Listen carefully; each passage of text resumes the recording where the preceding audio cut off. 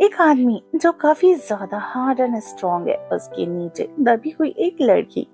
उसका strong body पूरी तरीके से उस छोटी सी लड़की के ऊपर था, और वो लड़की अपनी पीठ के बल अपने पैरों को फोल्ड करके, अपनी आंखों को बंद करके, अपने हाथों की मुट्ठी बनाकर लेटी हुई थी।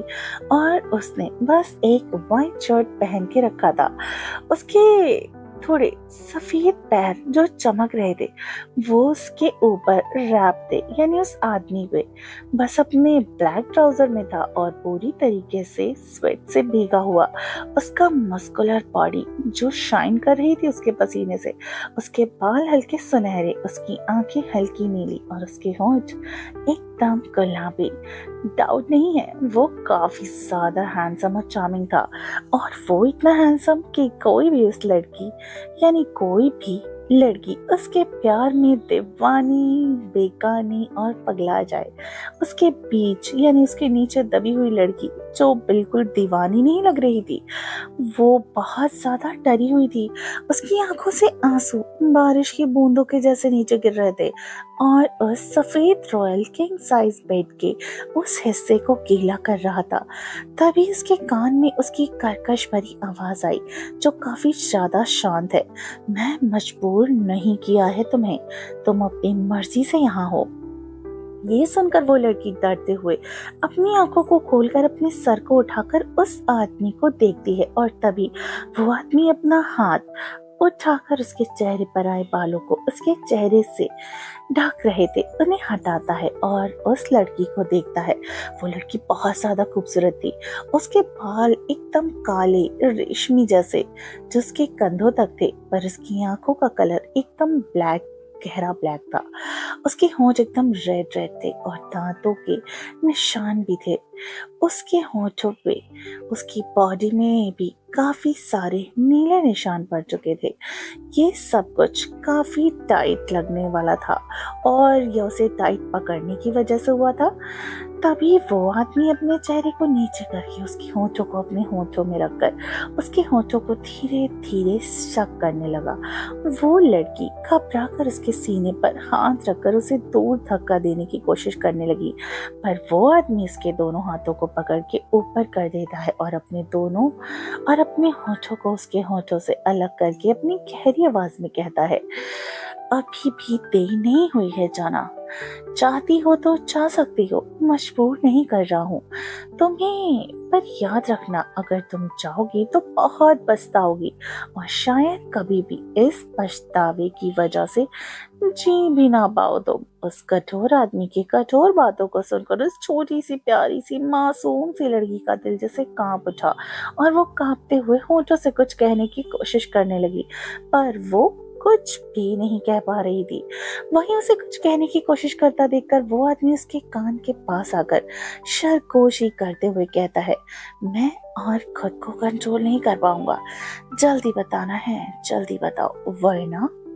ये बोलकर वो आदमी एकदम से चुप हो जाता है। वहीं वो डरते हुए खुद को ढीला छोड़ देती है, और अपने हाथों को छुड़ाने की कोशिश करते हुए बहुत ही मुश्किल से कहती है, ठीक है, आप कर लीजिए जो करना चाहते हो, पर हाथ तो छोड़ दीजिए, दर्द हो रहा है बहुत ज्यादा।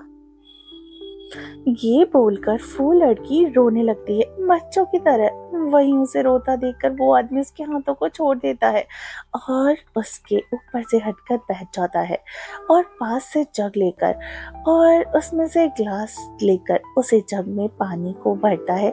उस ग्लास में पानी को भरता है, और फिर ग्लास में डालकर उस लड़की को देता है, छोटी सी प्यारी सी लड़की को देता है, और कहता है, पानी पी लो, क्योंकि इसके बाद अगर तुम पानी मांगोगी फिर भी तुम्हें नहीं मिलने वाला। वो लड़की जल्दी से अपना हाथ आगे करके उसके हाथों से पानी का ग्लास ले लेती है, और पूरा ग्लास खाली करके थोड़ा सा पानी मांगती है। वह आदमी उससे और पानी देता है, और वो पूरे 3 ग्लास पानी देती है, और उसके बाद थोड़ा शांत होकर कहती है, क्या हम थोड़ा और इंतजार नहीं कर सकते? क्या इतनी जल्दी ये सब करना जरूरी है? थोड़ा वक्त हम रुक नहीं सकते?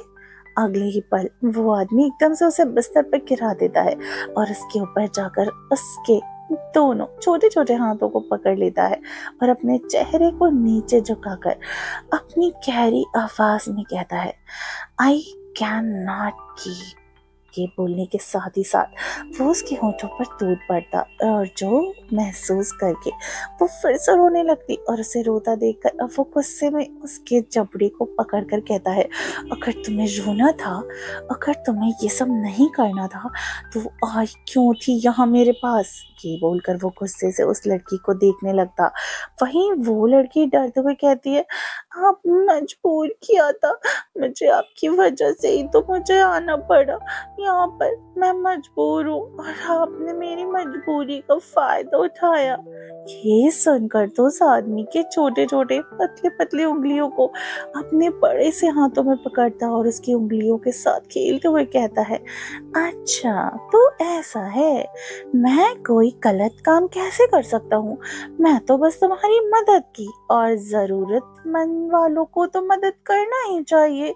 ये सुनकर लड़की पीछे हटते हुए कहती है, हमने थोड़ा सा भी मदद नहीं किया, मेरा आपने उल्टा फायदा लिया है और इसे मदद करना नहीं कहते, इसे मजबूरी का फायदा लेना कहते हैं। क्या आप मुझे दूसरा कुछ नहीं दे सकते हैं, मुझे ये सब नहीं करना, बहुत डर लग रहा है। ये सुनकर वह उसके होठों को छूते हुए कहता है, तुम्हारे लिए इससे ज्यादा आसान और अच्छा और कंफर्टेबल रास्ता कुछ और नहीं हो सकता, यही सबसे ज्यादा कंफर्टेबल, आसान और सो लेट्स एंजॉय। ये बोलने के साथ साथ वो आदमी लड़की पर पूरी तरीके से जाकर लेट जाता है। तो गाइस, क्या होने वाला है इसके बाद? कौन है वो आदमी? क्यों वह उस लड़की को मजबूरी का फायदा उठा रहा है? किस मजबूरी की वजह से लड़की को इतना बड़ा कदम उठाना पड़ा? और क्या हुआ आदमी को जो लड़की के साथ सच में जबरदस्ती करेगा? वो खतरनाक आदमी उस मासूम मजबूर लड़की का फायदा उठाएगा? और कौन है वो आदमी और लड़की क्या है? उन दोनों का पहचान कैसे मिला? क्या होगा आगे? जानने की स्टोरी में बने रहिए और सुनते रहिए हमारी ये कहानी, one night with my handsome professor. तो चलिए मिलते हैं।